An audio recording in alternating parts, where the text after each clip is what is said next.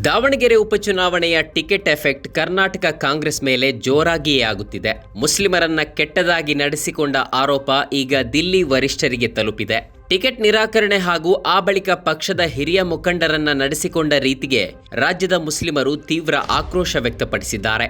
ಸಾಮಾನ್ಯವಾಗಿ ಇಂತಹ ಸಂದರ್ಭಗಳಲ್ಲಿ ಮುಸ್ಲಿಂ ಸಮುದಾಯವನ್ನ ಬಹಳ ಸುಲಭವಾಗಿ ಸುಮ್ಮನಾಗಿಸುವ ಕಾಂಗ್ರೆಸ್ ವರಿಷ್ಠರಿಗೆ ಈ ಪ್ರಕರಣ ಕೈಜಾರಿ ಹೋಗುತ್ತಿರೋದು ಈಗ ಸ್ಪಷ್ಟವಾಗಿದೆ. ಸುಲಭವಾಗಿ ಟಿಕೆಟ್ ನಿರಾಕರಿಸಬಹುದು, ಆಮೇಲೆ ಅದೇ ಸಮುದಾಯದ ನಾಯಕರಿಂದಲೇ ಪಕ್ಷದ ಅಭ್ಯರ್ಥಿ ಪರ ಪ್ರಚಾರವನ್ನು ಮಾಡಿಸಬಹುದು ಎಂದುಕೊಂಡಿದ್ದ ಕಾಂಗ್ರೆಸ್ಗೆ ಈಗ ಪರಿಸ್ಥಿತಿ ಕೈಮೀರಿ ಹೋಗುತ್ತಿರುವ ಅರಿವಾಗಿದೆ.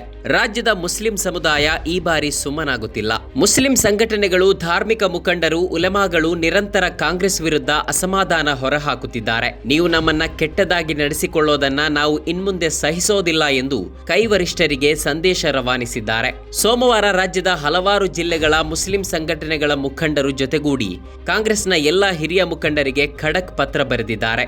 ಆ ಪತ್ರದಲ್ಲಿ ಕಾಂಗ್ರೆಸ್ 3 ವರ್ಷಗಳಿಂದ ಸಮುದಾಯಕ್ಕೆ ನ್ಯಾಯ ಒದಗಿಸಿಲ್ಲ, ಬದಲಾಗಿ ಅವಮಾನಿಸುತ್ತಿದೆ, ತಾರತಮ್ಯ ಮಾಡುತ್ತಿದೆ. ಹೀಗಾಗಿ ನಾವು ನಮ್ಮ ದಾರಿ ನೋಡಿಕೊಳ್ಳೋದು ಅನಿವಾರ್ಯವಾಗಲಿದೆ ಎಂದು ಪಕ್ಷಕ್ಕೆ ಮುಸ್ಲಿಂ ಮುಖಂಡರು ಎಚ್ಚರಿಸಿದ್ದಾರೆ. ನಮಗೆ ರಕ್ಷಣೆ ಕೊಟ್ಟಿದ್ದೇ ದೊಡ್ಡ ಉಪಕಾರ, ಸಾಧನೆ ಎಂಬಂತೆ ಡಿಸಿಎಂ ಡಿಕೆ ಶಿವಕುಮಾರ್ ಮಾತನಾಡುತ್ತಿದ್ದಾರೆ ಅಂತಾನೂ ಮುಸ್ಲಿಮರು ತಕರಾರು ತೆಗೆದಿದ್ದಾರೆ. ನಾವು ನಿಮಗೆ ಭರ್ಜರಿ ಬೆಂಬಲ ಕೊಟ್ಟು ನಿಮ್ಮನ್ನ ಅಧಿಕಾರಕ್ಕೆ ಏರಿಸಿದ್ದೇವೆ. ಈಗ ನೀವು ನಮಗೆ ನ್ಯಾಯ ಕೊಡಿ, ಪ್ರಾತಿನಿಧ್ಯ ಕೊಡಿ, ಅಧಿಕಾರದಲ್ಲಿ ಪಾಲು ಕೊಡಿ, ನಮ್ಮನ್ನ ಗೌರವಯುತವಾಗಿ ನಡೆಸಿಕೊಳ್ಳಿ ಎಂದು ಮುಸ್ಲಿಮರು ಕಾಂಗ್ರೆಸ್ಗೆ ನೇರವಾಗಿ ನಿಷ್ಠುರವಾಗಿ ಹೇಳಿಬಿಟ್ಟಿದ್ದಾರೆ. ಮಾಡಿರುವ ತಪ್ಪನ್ನ ನೀವು ತಿದ್ದಿಕೊಳ್ಳದೇ ಇದ್ರೆ ನಾವು ನಮ್ಮ ರಾಜಕೀಯ ಆಯ್ಕೆಯನ್ನ ಮುಕ್ತವಾಗಿಟ್ಟುಕೊಳ್ಳುತ್ತೇವೆ ಎಂಬ ಎಚ್ಚರಿಕೆಯನ್ನೂ ಕೊಟ್ಟಿದ್ದಾರೆ. ಈಗ ಕಾಂಗ್ರೆಸ್ ಇಕ್ಕಟ್ಟಿಗೆ ಸಿಲುಕಿದೆ. ಇದನ್ನ ಬಗೆಹರಿಸದಿದ್ದರೆ ಪಕ್ಷಕ್ಕೆ ತಿರುಗುಬಾಣವಾಗಲಿದೆ ಎಂಬ ಆತಂಕ ಕೈ ನಾಯಕರನ್ನ ಕಾಡಲಾರಂಭಿಸಿದೆ.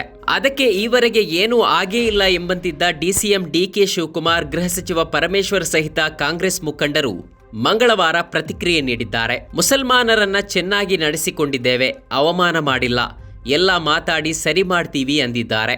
ಆದರೆ ಸಿಎಂ ಸಿದ್ದರಾಮಯ್ಯ ಮಾತ್ರ ಅವರ ಸಮ್ಮುಖದಲ್ಲೇ ಹೈಕಮಾಂಡ್ ತೀರ್ಮಾನ ಕೈಗೊಂಡಿದೆ, ಅವರು ಒಪ್ಪಿಕೊಂಡ್ರು, ಆಮೇಲೆ ಯಾಕೆ ಕೆಲವರು ವಿರೋಧ ಮಾಡಿದ್ರು ಅಂತ ಕೇಳಿದ್ದಾರೆ. ಅಂದ್ರೆ ಪಕ್ಷದ ನಿಲುವನ್ನ ಸಮರ್ಥಿಸಿಕೊಂಡಿದ್ದಾರೆ. ಪಕ್ಷದ ಪರವಹಿಸಿಕೊಂಡೇ ಮಾತನಾಡುವಾಗಲೂ ವಜಾ ಅಮಾನತು ಮಾಡುವಾಗ ನೋಟಿಸ್ ಕೊಡಬೇಕಿತ್ತು ಎಂದು ಸಚಿವ ಜಮೀರ್ ಹೇಳಿದ್ದಾರೆ. ಈ ನಡುವೆ ಜೆಡಿಎಸ್ ಜೊತೆ ಕುಮಾರಸ್ವಾಮಿ ಜೊತೆ ಜಮೀರ್ ಮಾತಾಡಿದ್ದಾರೆ ಎಂಬುದನ್ನು ಅವರು ನಿರಾಕರಿಸಿದ್ದಾರೆ.